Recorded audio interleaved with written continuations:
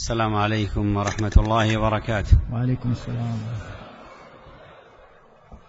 الحمد لله رب العالمين، وأشهد أن لا إله إلا الله وحده لا شريك له، وأشهد أن محمدا عبده ورسوله صلى الله عليه وعلى آله وصحبه وسلم. أما بعد، فنحمد الله عز وجل حمدا كثيرا طيبا مباركا فيه كما يحب ربنا ويرضى. نحمده سبحانه الذي أنعم علينا بنعم كثيرة لا تعد ولا تحصى، ونخصه سبحانه وتعالى بالحمد والثناء عليه بما هو أهله على ما خصنا من نعمة الإيمان والإسلام والتوفيق لسنة النبي عليه الصلاة والسلام، وذلك عظيم ما أنعم الله عز وجل به علينا وعلى الناس، ولكن أكثر الناس لا يعلمون. Setelah beliau memulai kajian ini dengan salam, beliau mulai dengan memuji Allah Subhanahu wa taala serta mengucapkan syukurnya pada Allah. Kemudian beliau mengucapkan syahadat asyhadu an la ilaha illallah wa asyhadu anna Muhammadar Rasulullah.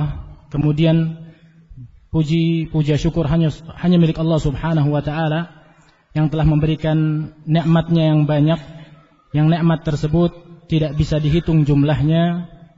Dan beliau memuji Allah Subhanahu wa taala dengan pujian yang layak bagi Allah Subhanahu wa taala atas nikmat Islam dan juga nikmat sunnah. Yang kedua nikmat tersebut adalah nikmat yang besar.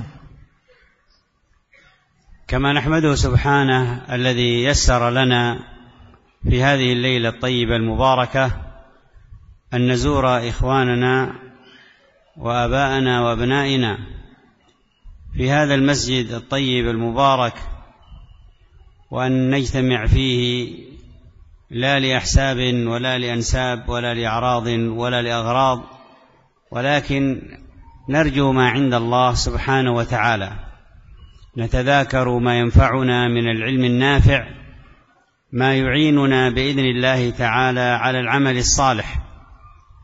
وبدء ذي نشكر كل من كان سببا في إتاحة هذه الفرصة وتهيئة هذه الدورة وهذه كذلك المحاضرة في هذه الليلة، فأقول جزاهم الله خيرا وجعل الله ذلك في ميزان حسنات الجميع. ونخص بالشكر أهل هذا المسجد الطيب المبارك ومن معهم ممن سعوا في هذا الخير، نسأل الله عز وجل أن يجزي الجميع خير الجزاء. وموضوع المحاضرة كما اختارها إخوانكم وآباءكم في هذه الدورة وهذه المحاضرة أن تكون حول موضوع أخلاق المسلم كما ينبغي، فنسأل الله التوفيق والسداد. Kemudian segala puji juga hanya milik Allah Subhanahu wa taala yang telah mempermudah bagi kita apa yang sedang kita usahakan ini untuk bisa belajar, dan juga kita bersyukur untuk ziarah ini sehingga bisa mengunjungi para abaina dan juga keluarga-keluarga kita semuanya, teman-teman seluruhnya. Dan juga kami sampaikan terima kasih kami yang besar untuk masjid ini, di mana kita datang bukan untuk tujuan yang lain melainkan untuk Allah Subhanahu wa taala. Yang mana tujuan dari daurah ini atau kajian ini adalah apa yang akan menolong kita dalam amalan soleh kita. Kemudian kami juga mengucapkan terima kasih kami yang besar kepada seluruh siapa saja yang terlibat sampai terwujudnya kajian ini. Semoga Allah Subhanahu wa taala menjadikan hal ini sebagai pemberat amalan kebaikan mereka di akhirat kelak. Kemudian kami juga ucapkan terima kasih yang besar kepada masjid ini, Masjid Jansud, yang sudah memberikan kesempatannya untuk bisa mengadakan kajian yang berkah ini. Adapun tema kajian yang akan kita bahas pada malam hari ini sebagaimana yang telah dipilihkan oleh teman-teman, yaitu berjudul bagaimana semestinya seorang muslim itu berakhlak.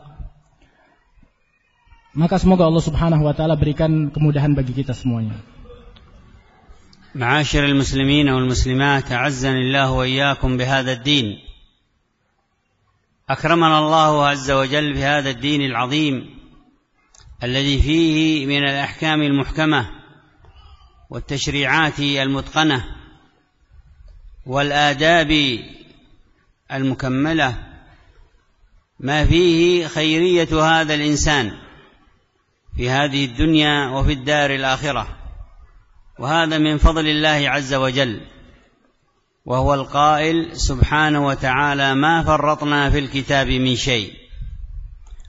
ومما اعتنى به ديننا العظيم المنزل من عند ربنا الحكيم الرحيم سبحانه وتعالى ما يتعلق بالآداب والأخلاق، فإن للأدب والخلق في ديننا منزلة عظيمة.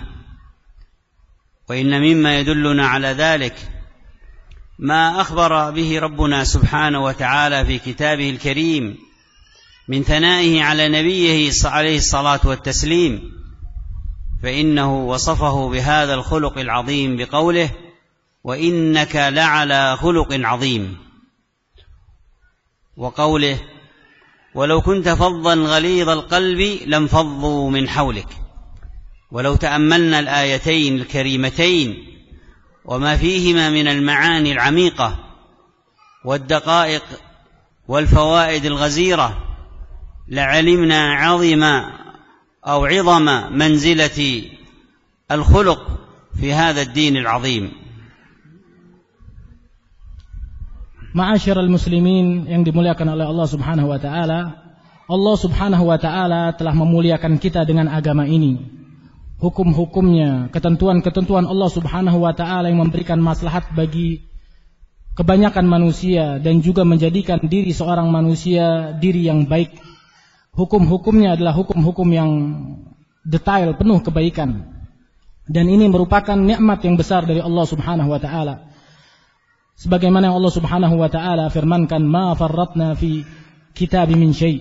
Kami tidak akan tinggalkan dalam Al-Qur'an ini, kata Allah Subhanahu wa taala, segala macam perkara.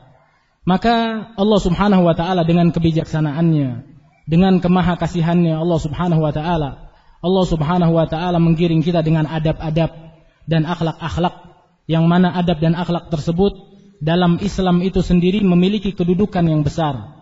Allah Subhanahu wa taala menyebutkan dalam Al-Qur'anil Karim ketika menyebutkan pujiannya kepada Rasul sallallahu alaihi wasallam, di mana Allah mengatakan, wa innaka la'ala khuluqin azim, dan sungguh engkau wahai Muhammad benar-benar berada di atas akhlak yang agung. Allah juga berfirman, walau kunta faddan ghalidhan lam faddu min haulik. Kalau seandainya engkau Muhammad itu bersikap keras, maka mereka akan lari darimu. Maka jika kita memperhatikan ayat-ayat ini, maka kita akan mendapati besarnya akhlak dalam agama kita. وفي السنن بإسناد صحيح عن النبي صلى الله عليه وسلم أنه قال: أكمل المؤمنين إيمانا أحاسنهم أخلاقا. وسئل النبي صلى الله عليه وسلم كما في الحديث الآخر الصحيح رواه أحمد وغيره بإسناد صحيح عن أكثر ما يدخل الجنة، قال: تقوى الله وحسن الخلق. فهذان الحديثان وغيرهما من الأحاديث كثيرة في عظيم فضل منزلة الخلق في الدين، فإن من عظيم منزلته أنه من أكثر ما يدخل الجنة، ومن عظيم منزلته أنه علامة لكمال الإيمان وبرهان الإسلام، كما في حديث النبي عليه أفضل الصلاة والسلام. Kemudian juga disebutkan dalam sunnah, dalam hadis-hadis Rasul sallallahu alaihi wasallam yang diriwayatkan dengan sanad yang sahih, bahwasannya beliau menyebutkan orang mukmin yang paling sempurna imannya adalah yang paling baik akhlaknya. Dan juga Rasul sallallahu alaihi wasallam menyebutkan dalam hadis yang sahih bahwasannya perkara yang terbanyak yang bisa memasukkan seorang kepada surga Allah Subhanahu wa taala itu dua: taqwallah, bertakwa kepada Allah, dan juga berakhlak dengan baik. Maka Di sini Rasul sallallahu alaihi wasallam menjelaskan kedudukan dan porsi akhlak dalam agama Islam, di mana beliau menjadikan akhlak sebagai alamah atau sebagai ciri terbesar dari kesempurnaan iman seorang hamba. Wa husnul khuluq ma'asyiral muslimin wal muslimat yu'tabaru min a'zami ما ينبغي أن يعتني به المسلم لأنه به يصل إلى عالي درجات هذا الدين كما سمعنا في حديث النبي صلى الله عليه وسلم أكمل المؤمنين إيمانا أحاسنهم أخلاقا. وحسن الخلق يكون مع الله عز وجل بطاعته فيما أمر واجتناب ما نهى عنه وزجر والرضا بما قضاه وقدر. فمن أدى هذه الثلاث فقد أحسن في خلقه مع الله سبحانه وتعالى، ومن أداها على أكمل وجوهها ارتقى إلى أعلى مراتب هذا الدين، وهي مرتبة الإحسان التي فيها من معاني المراقبة والمعية لله عز وجل رب العالمين ما تقتضي وصوله إلى درجة الإحسان. وعند ذلك يكرم الكريم الرحمن المنان عباده المحسنين بأكرم وأعظم إكرام، كما قال سبحانه إن الله مع الذين اتقوا والذين هم محسنون. وفي حديث جبريل في الصحيحين من حديث أبي هريرة، وفي صحيح مسلم من حديث عمر لما سأل جبريل ويريد بالسؤال تعليم الناس أخبرني عن الإحسان، فقال أن تعبد الله كأنك تراه فإن لم تكن تراه فإنه يراك.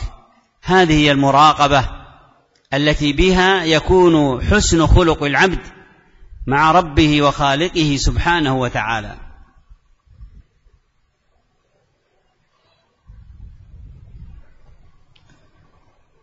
Dan husnul khuluq atau akhlak yang baik, wahai sekalian kaum muslimin dan muslimat, adalah termasuk dari perkara-perkara yang agung yang bisa menolong seorang muslim untuk bisa sampai kepada keimanan yang tinggi.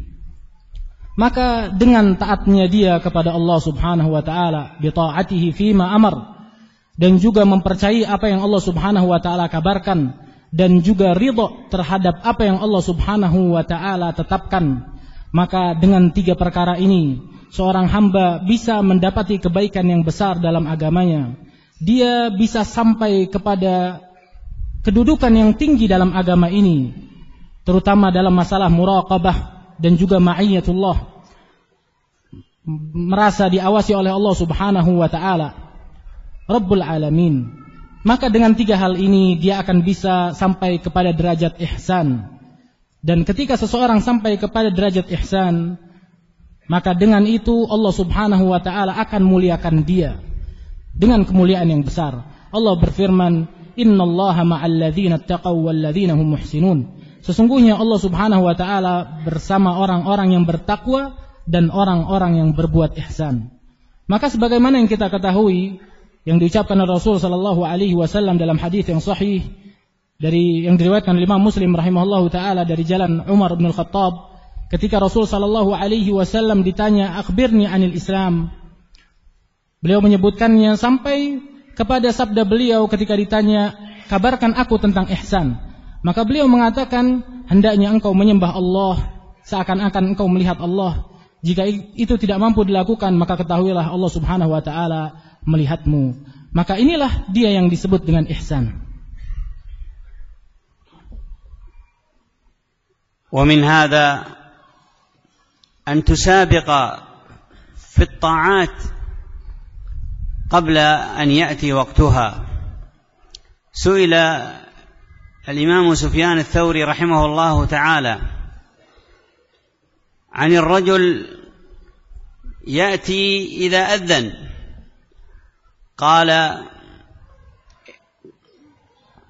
إنما ذلك المجيب، وأما المحسن فهو من يأتي قبل النداء.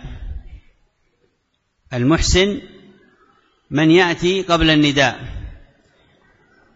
ثم قال رحمه الله تعالى: أرأيت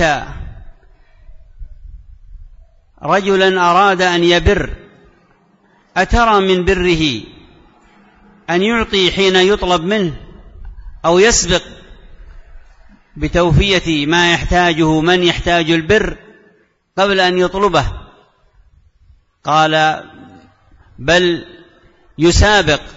قال: فذاك مع الله فإنه أحق.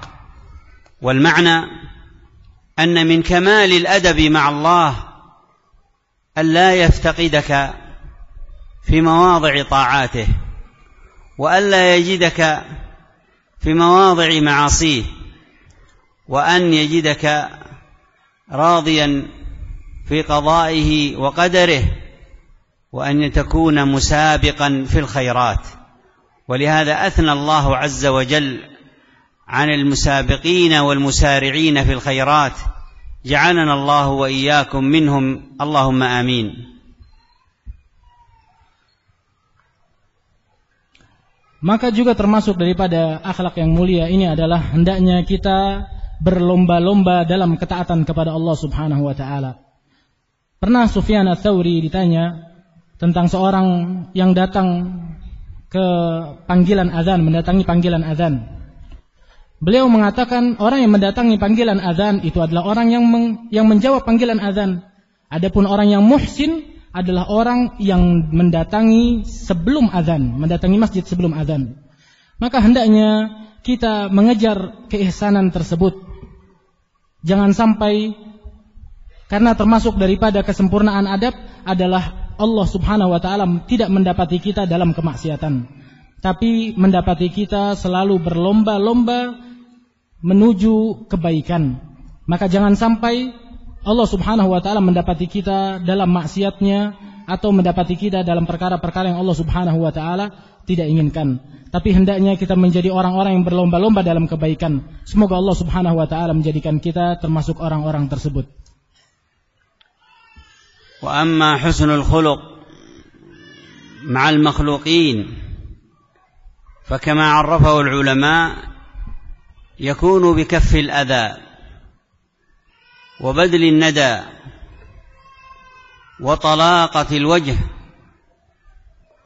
والصبر على الأذى. 4 خصال يحققها معنى حسن الخلق في التعامل مع الآخرين. كف الأذى ألا يصل منك أذية لأحد، لا بقول ولا بفعل. حتى الهمز واللمز مذموم في الإسلام، وخطيئة تستحق الويل، وهو العذاب الشديد. ويل لكل همزة لمزة. وليست هي خلق المسلم، فضلا أن يكون منك أذى بقول أو فعل. فالمسلم الذي يريد الخلق الحسن يحفظ لسانه وجوارحه إلا من الخير. وبذل الندى أي أن يصل منك كل خير إلى الآخرين، سواء بالأقوال أو الأفعال أو بالمال أو الشفاعة أو غيرها من أبواب الإحسان، كما قال الله عز وجل: ومما رزقناهم ينفقون.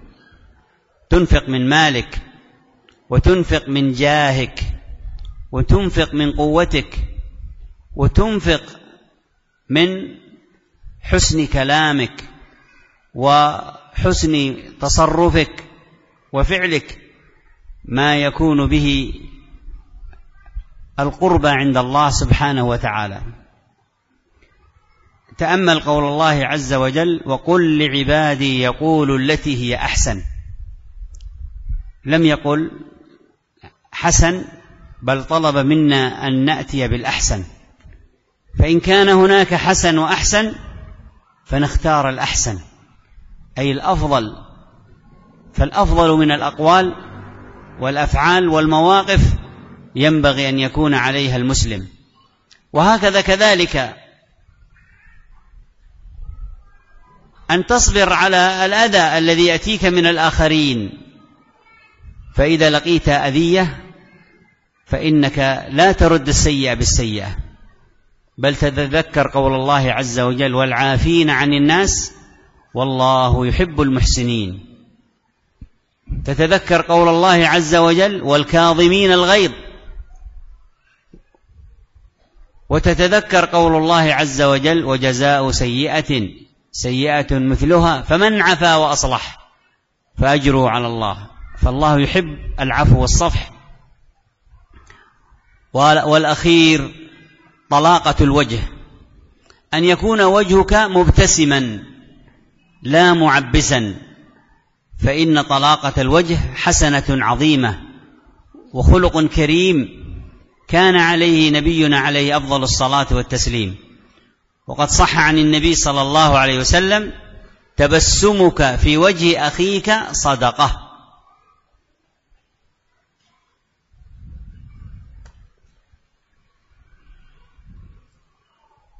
Adapun akhlak yang baik kepada makhluk-makhluk Allah Subhanahu wa taala, di sini para ulama mengatakan bahwasannya hal tersebut dengan yang pertama kafful adza, yaitu tidak berbuat buruk. Yang kedua badlun nada, yaitu melakukan kebaikan. Yang ketiga muka yang berseri-seri, yang baik.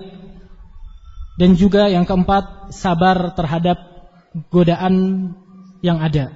Dengan empat hal ini seorang hamba bisa mewujudkan akhlak yang baik kepada orang lain. Adapun yang pertama yaitu kaful adza, menahan keburukan, tidak berbuat buruk pada orang lain. Artinya jangan sampai kita berbuat buruk kepada orang lain, tidak dengan perkataan kita, tidak dengan perbuatan kita. Bahkan jangan juga kita melakukan perbuatan buruk pada orang lain dengan ejekan-ejekan kita. Allah Subhanahu wa taala mengatakan wailul likulli humazatil lumazah. Sungguh celaka bagi orang yang suka mengumpat dan berkata buruk. Dan ini bukan akhlak seorang muslim. Karena orang muslim dia harus menjaga lisannya, menjaga perbuatannya, dan juga menjaga sikap-sikapnya. Yang kedua, badlun nada, melakukan kebaikan, yaitu juga dengan perkataan-perkataannya. Dia melakukan perkataan-perkataan yang baik, dan juga melakukan perbuatan-perbuatan yang baik, bisa dengan amalannya, bisa juga dengan hartanya, dan juga dengan yang lainnya. Allah Subhanahu wa taala berfirman, "Wa mimma razaqnahum yunfiqun." Dan orang-orang yang beriman itu orang-orang yang mereka terhadap apa yang Allah Subhanahu wa taala telah anugerahkan mereka menginfakkannya. Maka berbuat baiklah dengan perkataanmu, dengan sikapmu, dengan perbuatanmu. Kalau ada pilihan kita berbuat baik dan berbuat yang lebih baik, maka pilihlah yang lebih ahsan, yang lebih baik. Dua-duanya baik, tapi yang satu lebih baik, maka pilihlah yang lebih baik. Itu juga berlaku dalam perkataan, perbuatan, dan juga sikap-sikap kita. Yang ketiga, hendaknya kita bersabar terhadap gangguan yang dilakukan oleh orang lain. Jangan kita balas keburukan dengan keburukan. Allah Subhanahu wa taala berfirman wal kadhiminal ghaidh wal 'afina 'anil nas, dan orang-orang yang bisa menahan amarahnya dan juga memaafkan orang lain, mereka lah orang-orang yang Allah Subhanahu wa taala berikan kebaikan. Allah Subhanahu wa taala juga mengatakan barang siapa memaafkan dan melakukan kebaikan, maka itu adalah perbuatan yang dipuji oleh Allah Subhanahu wa taala. Maka lakukanlah kebaikan tersebut. Yang keempat adalah muka yang baik, muka yang selalu tersenyum, karena ini adalah akhlak yang mulia. Rasul sallallahu alaihi wasallam mengatakan, tabassumuka fi wajhi akhika laka sadaqah. Senyummu kepada saudaramu itu merupakan sedekah bernilai ibadah.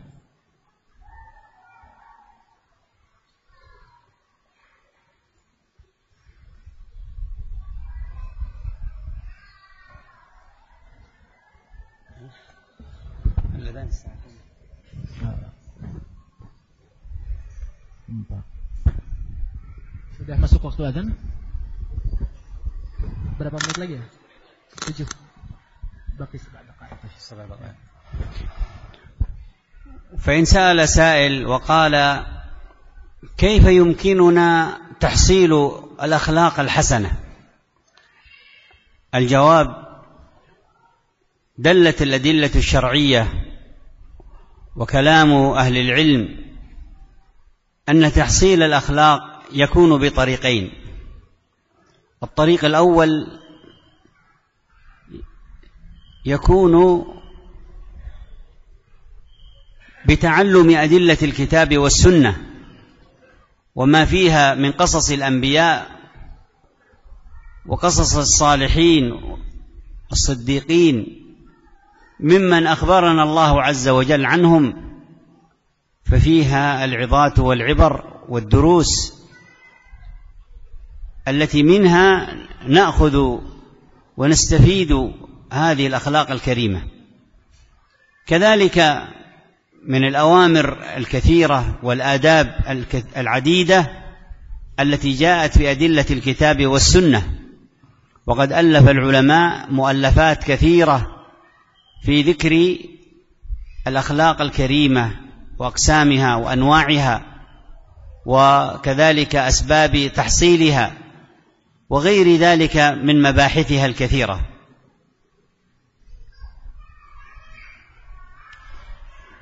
Kemudian jika ada yang bertanya tentang akhlak yang mulia ini, bagaimana kita mendapatkan akhlak yang mulia ini? Maka jawabannya adalah dengan 2 cara.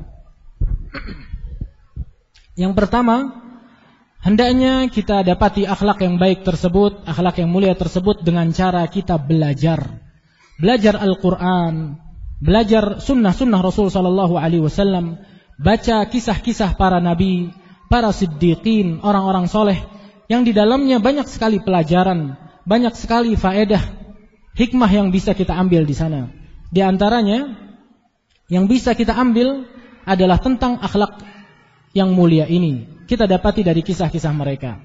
Adapun yang kedua, bisa juga kita dapati dari apa yang diberikan, yang ditulis oleh mereka para ulama. Karena jika kita perhatikan, mereka para ulama itu menulis tentang akhlak-akhlak yang mulia ini, bagaimana cara kita mendapatkannya, apa saja sebab-sebab yang bisa mendapatkan, yang bisa menjadikan diri kita memiliki akhlak yang mulia. Maka dengan 2 cara ini insyaallah kita akan bisa menggapai akhlak yang mulia. والطريق الآخر يكون بخلطة الصالحين، فإن خلطة الأخيار تكون سببا في الأخذ من أخلاقهم وصفاتهم الحسنة. ولهذا كان سلفنا وعلماؤنا وأئمتنا من قبل يحرصون على إرسال أبنائهم لمخالطة أهل العلم، بل يدفعون بأنفسهم قبل أبنائهم ليأخذوا من هدي وسمت العلماء ما يصلح حالهم وأخلاقهم ويكملها. فهذا الإمام أحمد رحمه الله يحكي عن نفسه أنه خالط عددا من العلماء والمشايخ وما يريده منهم من أخذ الهدي والسمت أعظم مما يريده من العلم. وهكذا يحكي الإمام الشافعي رحمه الله وغيره من العلماء أنهم لازموا حلق بعض مشايخهم ليأخذوا ما عندهم من الهدي والسمت أعظم مما يأخذوه من العلم. ومصداق هذا في أحاديث كثيرة، فقد أخبر النبي صلى الله عليه وسلم في حديث أبي هريرة في السنن بإسناد صحيح قال: المرء على دين خليله فلينظر أحدكم من يخالل، أي من يصاحب. فالمصاحبة لها أثر في أخذ الأخلاق، ولهذا دلت الأدلة الشرعية على استحباب مصاحبة الأخيار والحذر من مصاحبة الأشرار.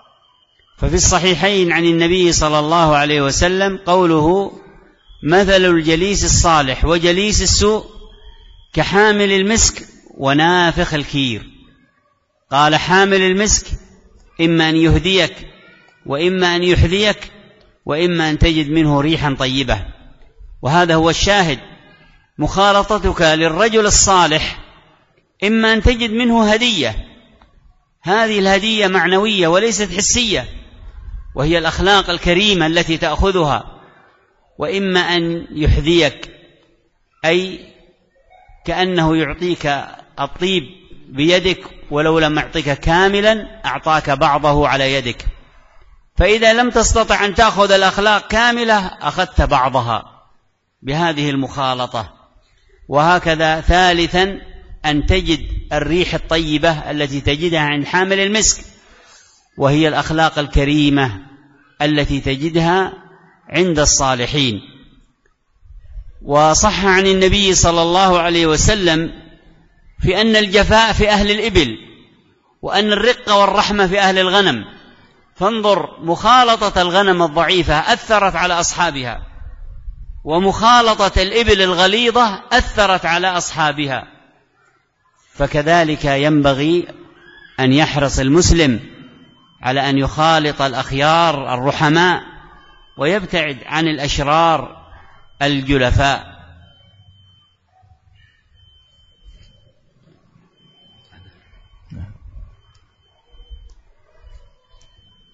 Dan juga di antara perkara yang bisa membuat kita atau membantu kita memiliki akhlak yang mulia adalah memiliki teman-teman yang saleh. Sebagaimana para imam-imam kita dulu, para salaf kita dulu, mereka mengirim anak-anak mereka kepada para ulama untuk mengenali mereka, agar anak-anak mereka bisa mengambil dari para ulama akhlak-akhlak para ulama tersebut. Di antaranya apa yang disebutkan tentang Imam Ahmad, di mana beliau ini datang kepada majelis-majelis ulama, beliau belajar tentang perangai mereka itu lebih besar dan lebih banyak dibandingkan belajar beliau tentang ilmu itu sendiri. Imam Syafi'i rahimahullahu ta'ala juga demikian. Imam Syafi'i bermulazamah kepada para ulama, mendatangi mereka, belajar pada mereka. Juga di antara yang dikejar oleh Imam Syafi'i untuk dipelajari adalah bagaimana mereka bersikap dan juga berakhlak. Rasul sallallahu alaihi wasallam juga mengabarkan pada kita dalam musnad, dalam hadis yang sahih yang diriwayatkan dari jalan sahabat Abu Hurairah radhiyallahu taala anhu, bahwasanya Rasul sallallahu alaihi wasallam mengatakan, al-mar'u ala dini khalilihi. Orang itu tergantung agama sahabatnya. Maka hendaknya mereka melihat dengan siapa mereka bersahabat. Maka dari sini bisa kita ambil kesimpulan bahwasanya disyariatkannya, disunnahkannya kita untuk memilih teman-teman yang baik. Disebutkan dalam As-Sahihain, dalam hadis yang diriwayatkan oleh Imam Bukhari dan juga Imam Muslim, bahwasanya Rasul sallallahu alaihi wasallam menyebutkan permisalan orang yang duduk dengan orang saleh itu seperti orang yang bergaul dengan penjual minyak wangi. Adapun orang yang duduk dengan orang yang buruk itu seperti orang yang berteman dengan pandai besi. Yang kita bisa perhatikan dari hadis ini adalah kalau kita duduk bersama orang soleh seperti orang yang duduk dengan penjual minyak wangi, itu kita bisa mendapatkan kebaikan darinya, bisa mendapatkan hadiah darinya. Walaupun hadiah ini adalah hadiah ma'nawiyah, bukan hadiah fisik, tapi seenggaknya kita bisa diberikan wangi-wangian kebaikan dari orang tersebut sebagai bentuk pengaruh dari dia. Kalau kita nggak dapat banyak, maka kita dapat sebagiannya saja. Setidaknya kita dapat keuntungan daripada teman yang baik tersebut. Maka perlu kita untuk memilih teman duduk kita agar kita mendapatkan kebaikan-kebaikan tersebut. Makanya hendaknya kita berkumpul dengan orang-orang dan sahabat-sahabat yang soleh, karena itu semua memiliki pengaruh yang kuat.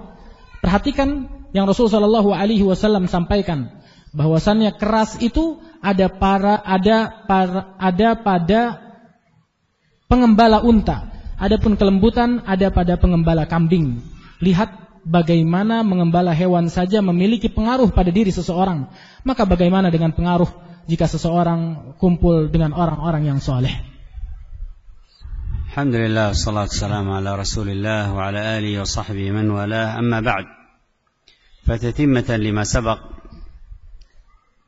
موضوع الأخلاق في الإسلام موضوع عظيم تتناوله مباحث كثيرة وأقسام عديدة، وكما مر معنا قد ألف فيه العلماء بمؤلفات، وحسبنا في هذا المقام المختصر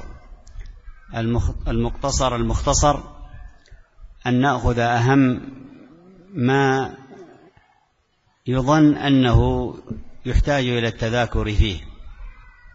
سيرة نبينا صلى الله عليه وسلم مليئة بالمواقف الكريمة التي تدل على عظم خلقه عليه الصلاة والسلام. فجاء بالصحيح أن رجلا جاء إلى النبي صلى الله عليه وسلم يسأله أن يعطيه، فأعطاه غنما ما بين جبلين، وكان كافرا، فرجع يأخذ ويجر هذه الغنم إلى قومه ويقول: إني أتيت من عند رجل يعطي عطاء من لا يخشى الفقر، أسلموا.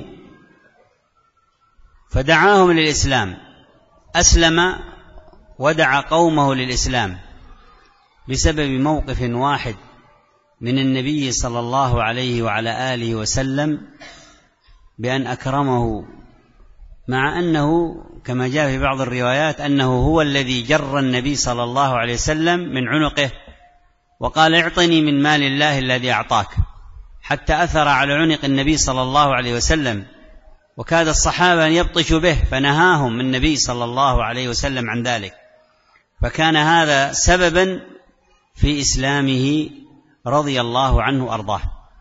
وما أكثر المواقف التي لو أن المسلم حول الإساءة إلى إحسان لكانت سببا في إدخال الكثير من الناس إلى دين الإسلام، ولكن الكثير من الناس لا يفقه ولا ينظر ولم يتأمل إلى مثل هذه المواقف العظيمة التي كان عليها نبينا عليه أفضل الصلاة والسلام.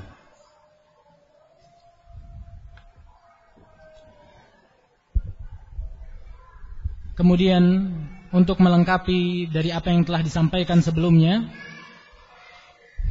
perkara akhlak ini adalah perkara yang agung dalam Islam. Maka kita akan dapati para ulama memiliki perhatian besar kepada perkara ini. Mereka menulis banyak tulisan-tulisan mereka, pembahasan-pembahasan mereka tentang perkara ini. Maka dalam kesempatan yang singkat dan sangat singkat sekali ini, di antara perkara penting yang perlu kita sebutkan di sini adalah agar kita menaruh perhatian kepada sirahnya Nabi kita, Nabi Muhammad SAW. Karena dalam sirah perjalanan hidup beliau akan sangat banyak sekali kita temukan sikap-sikap yang besar, sikap-sikap yang dilakukan oleh Rasul SAW yang agung. Di antaranya sebagaimana yang disebutkan bahwasannya seseorang datang kepada Rasul sallallahu alaihi wasallam meminta untuk diberikan pemberian. Maka Rasul sallallahu alaihi wasallam memberikan orang tersebut 1 lembah kambing banyaknya. Kemudian orang itu menerima apa yang diberikan oleh Rasul sallallahu alaihi wasallam, kembali kepada kaumnya, dia masuk Islam dan mengajak kaumnya untuk masuk Islam. Itu semua dilakukan oleh orang tersebut karena satu sikap Rasul sallallahu alaihi wasallam saja. Bahkan diriwayatkan dalam riwayat yang lain bahwa orang tersebut yang masuk Islam adalah orang yang dulunya dengan sikap Rasul sallallahu alaihi wasallam memberikannya pemberian yang besar, ternyata memberikan pengaruh yang besar juga. Maka betapa banyaknya sikap-sikap yang ditunjukkan, yang dilakukan oleh Rasul sallallahu alaihi wasallam, yang jika seorang muslim memperhatikan sikap-sikap tersebut, maka dia akan menjadi kunci-kunci kebaikan bagi orang lain kepada agama Islam. Tapi Allahul Musta'an, kebanyakan orang-orang tidak memiliki perhatian kepada hal tersebut.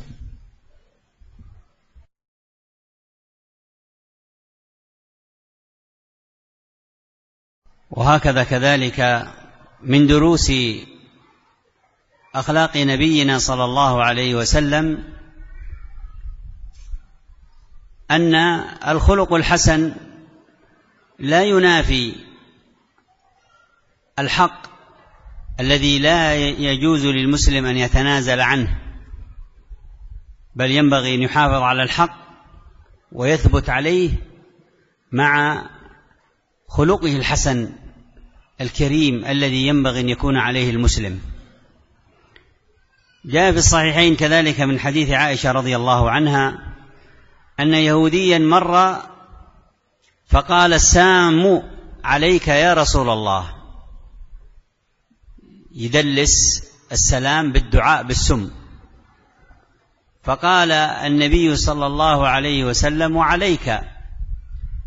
فسمعت عائشة رضي الله عنها فقالت غضبا وحنقا وحبا للنبي صلى الله عليه وسلم: وعليك السام واللعنة، وعليكم السام واللعنة يا إخوة القردة والخنازير. فقال لها النبي صلى الله عليه وسلم: على مهلك يا عائشة، ما كان الرفق في شيء إلا زانه، وما نزع من شيء إلا شانه، إن الله رفيق يحب الرفق، وإن الله يعطي على الرفق ما لا يعطي على الشدة. فقالت: يا رسول الله، ألم تسمع إلى ما قال؟ فقال النبي صلى الله عليه وسلم: ألم تسمعي إلى ما قلت؟ قلت: وعليكم، وإنه ليس بضاري ما قال. فعلمها النبي صلى الله عليه وسلم أننا نسلك مسلك العدل حتى مع أعداء الدين، وهذا من الخلق، أننا نسلك مسلك العدل حتى مع أعداء الدين، مع عدم التنازل عن الحق. لا يعني العدل أن نتنازل ونجامل في دين الله عز وجل، كما يخطئ بعض الناس فيهدي للكفار في أعيادهم ويحضر في احتفالاتهم، يظن أن هذا من الخلق الحسن، وهذا خطأ. بل الله عز وجل نهانا عن حضور أعياد المشركين، كما قال سبحانه: والذين لا يشهدون الزور. جاء عن عبد الله بن عمرو وجماعة من الصحابة قال: لا يشهدون أعياد المشركين. يظن بعض الناس أن من الأخلاق أن نقلد الكفار ونجاملهم ونتملق إليهم بالتشبه بهم باللباس وبالأقوال والأفعال، وهذا كذلك مسلك خاطئ، فهذا من المداهنة المحرمة. وأما المداراة فإنها جائزة، وبين المداراة والمداهنة فرق. المداهنة أن تتنازل عن الحق، والمداراة أنك تثبت على الحق، فأنت ثابت على الحق ولكنك تداري بالعبارات التي لا تضرك في ثباتك على الحق. فالنبي صلى الله عليه وسلم عامل هذا اليهودي بالعدل، وهذا مصداق قول الله عز وجل: ولا يجرمنكم شنآن قوم على ألا تعدلوا اعدلوا هو أقرب للتقوى.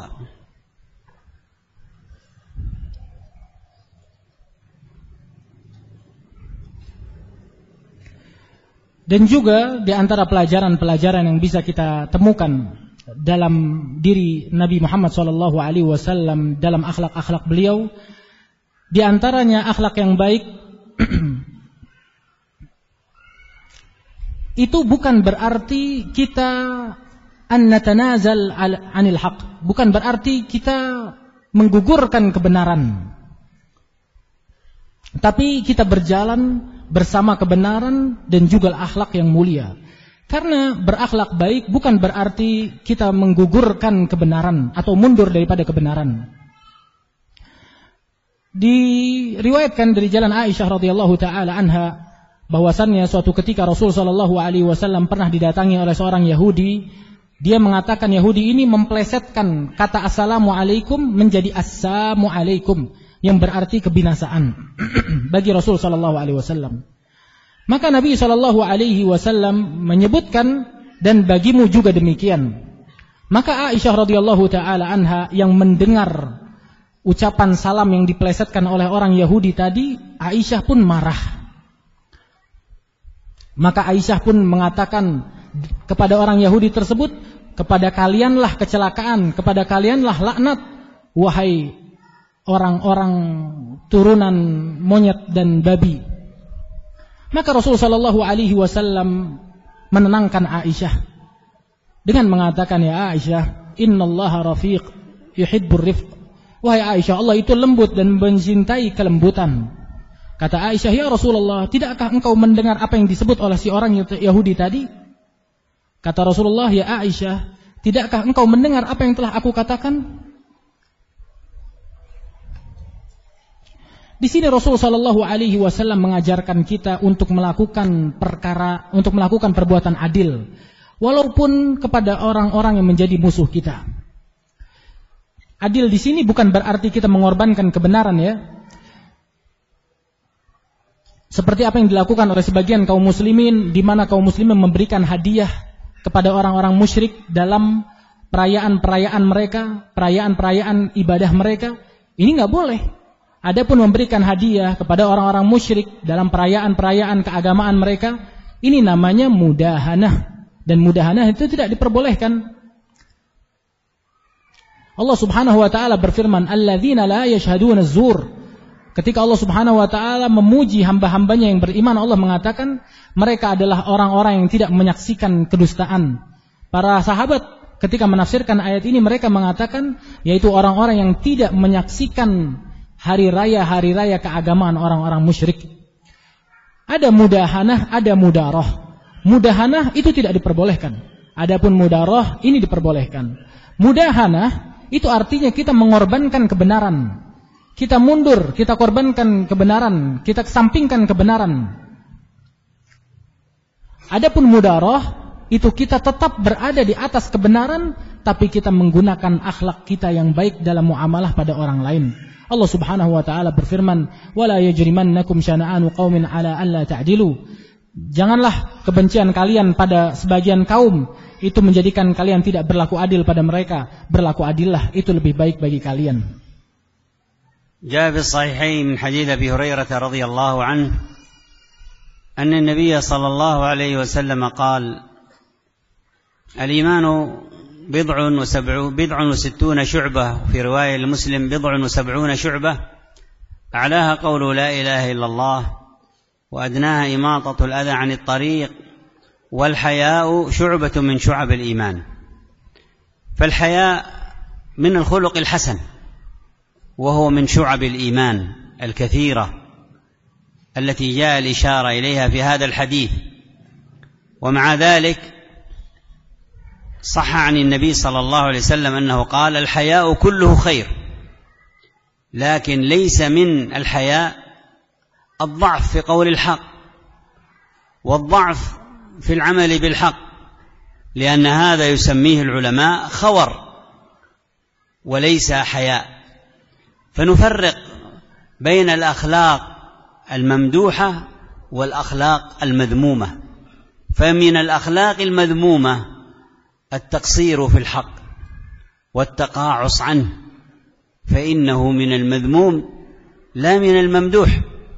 ومن ذلك لا يدفعك الحياء أن تبقى مع أهل الباطل في باطلهم، هذا ليس بحياء، بل هذا ضعف.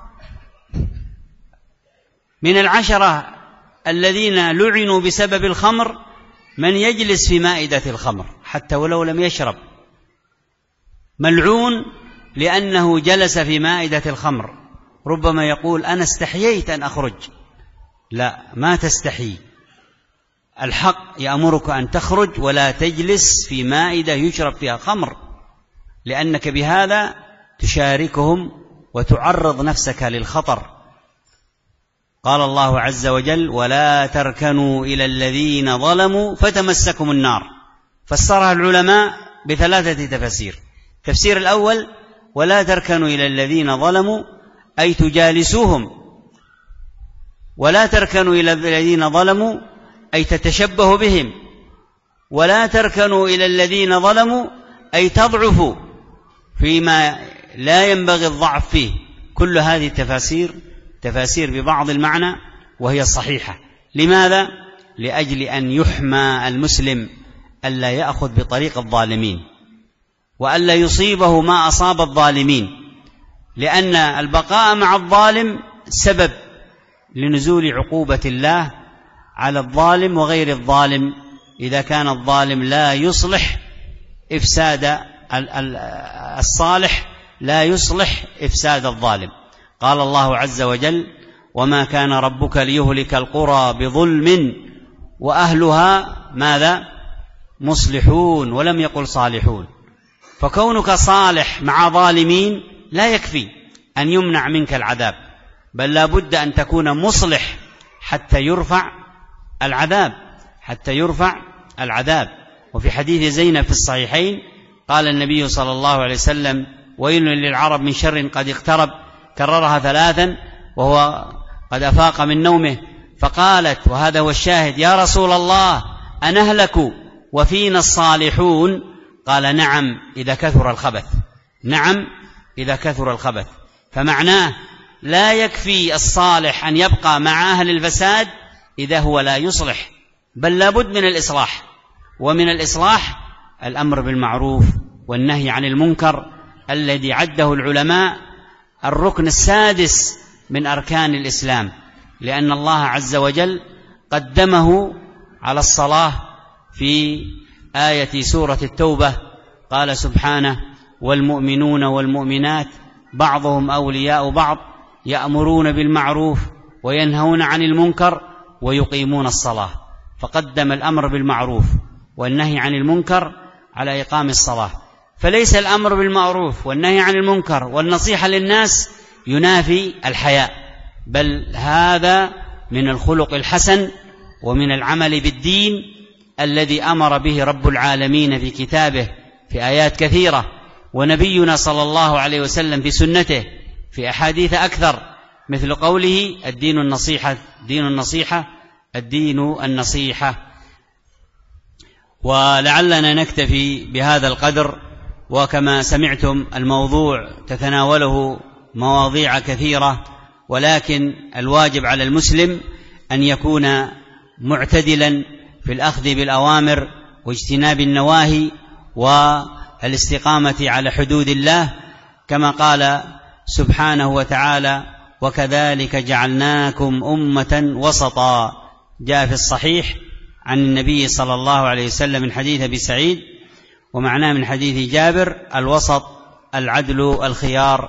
نسأل الله عز وجل أن يوفقنا وإياكم لأكرم الأخلاق وأفضلها، وأن يجعلنا هداة مهتدين غير ضالين ولا مضلين. وبهذا القدر أكتفي، وصلى الله وسلم على نبينا محمد وعلى آله وصحبه وسلم. Kemudian juga disebutkan dalam hadis yang sahih diriwayatkan oleh Imam Al-Bukhari dan juga Imam Muslim dari hadis Abu Hurairah radhiyallahu taala anhu, bahwasannya Rasul sallallahu alaihi wasallam menyebutkan iman itu memiliki 76, dalam riwayat yang lain 70 sekian cabang.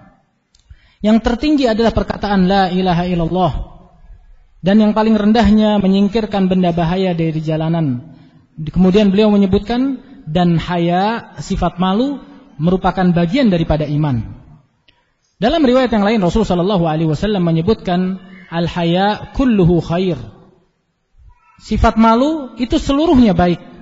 Tapi perlu diperhatikan bahwasannya malu daripada berkata yang benar, ini bukan malu yang terpuji, ini justru kelemahan yang tidak patut untuk dilakukan oleh seorang muslim. Maka perlu kita bedakan antara malu yang terpuji dan malu yang tercela. Adapun melakukan at-taqsir atau mengurangi kebenaran, maka ini bukan akhlak yang terpuji, bukan malu yang terpuji, tapi malu yang tercela. Coba perhatikan apa yang dikatakan oleh Rasul sallallahu alaihi wasallam terkait larangan duduk di satu meja dengan orang-orang yang minum khamr. Maka duduk-duduk bersama mereka ini enggak diperbolehkan walaupun dia tidak meminum khamar tersebut. Maka bisa sangat dikhawatirkan dia termasuk golongan orang itu walaupun dia tidak minum khamar itu. Maka jangan kita malu untuk meninggalkan majelis-majelis seperti itu. Justru jangan kita duduk bersama mereka. Allah Subhanahu wa taala berfirman, "Wala tarkanu ilal ladzina zalamu." Janganlah kalian bergabung, condong kepada orang-orang yang berbuat zalim. Di sini para ulama menafsirkan ayat ini dengan mengatakan jangan kalian duduk bersama mereka. Jangan kalian malu untuk meninggalkan mereka dan juga jangan kalian lemah untuk meninggalkan mereka. Karena sangat dikhawatirkan ketika kita duduk bersama mereka, kita bisa mendapatkan musibah atau bala apa yang akan menimpa mereka. Allah Subhanahu wa taala itu bisa saja mengadab seseorang ketika tidak ada di dalamnya al-amru bil ma'ruf wan nahyi 'anil munkar. Maka tidak cukup saja bagi kita menjadi orang yang soleh, orang yang baik sendirian, tapi kita dituntut untuk menjadi orang yang muslih, yaitu yang baik dan juga mengajak orang lain kepada kebaikan. Pada penggalan hadis Rasul sallallahu alaihi wasallam pernah ditanya, "Ya Rasulullah, apakah kita akan binasa padahal di antara kita banyak orang-orang soleh?" Kata Rasulullah, "Iya. Kita bisa dibinasakan oleh Allah Subhanahu wa taala karena walaupun ada orang-orang soleh di antara kita. Tapi yang perlu dilakukan, yang perlu diperhatikan adalah al-islah, memperbaiki juga, bukan cuma menjadi orang yang baik. Di antara dengan perkara al-amru bil ma'ruf wan nahyu 'anil munkar." Allah Subhanahu wa taala dalam Al-Qur'anil Karim mengedepankan al-amru bil ma'ruf wan nahyu 'anil munkar bahkan sebelum menyebutkan salat. Dan ini menunjukkan sekali lagi akan pentingnya al-amru bil ma'ruf wan nahyu 'anil munkar. Dan melakukan amar ma'ruf nahi munkar ini adalah salah satu bentuk pengamalan agama ini. Maka banyak sekali disebutkan dalam hadis-hadis Rasul sallallahu alaihi wasallam tentang perkara ini. Maka yang wajib bagi kita adalah menjadi orang yang adil, yang berjalan di atas jalan kebaikan, jalan yang hak, jalan yang benar, jalan istiqamah. Wa kadzalika ja'alnakum ummatan wasata. Allah Subhanahu wa taala berfirman, dan begitulah kami menjadikan kalian umat yang pertengahan. Di sini para ulama menafsirkan pertengahan dengan keadilan. Kemudian beliau hafizahullah menutup kajian ini dengan bersalawat kepada Allah Subhanahu pada Rasul sallallahu alaihi wasallam, dan semoga Allah Subhanahu wa taala memberikan kebaikan kepada kita seluruhnya dan menerima amal ibadah kita dan menjadikannya pemberat amalan kebaikan kita di akhirat kelak. Wallahu taala a'lam bishawab. Wa barakallahu. Jazakumullah. Subhanakallah wa bihamdika, astaghfiruka wa atubu ilaik.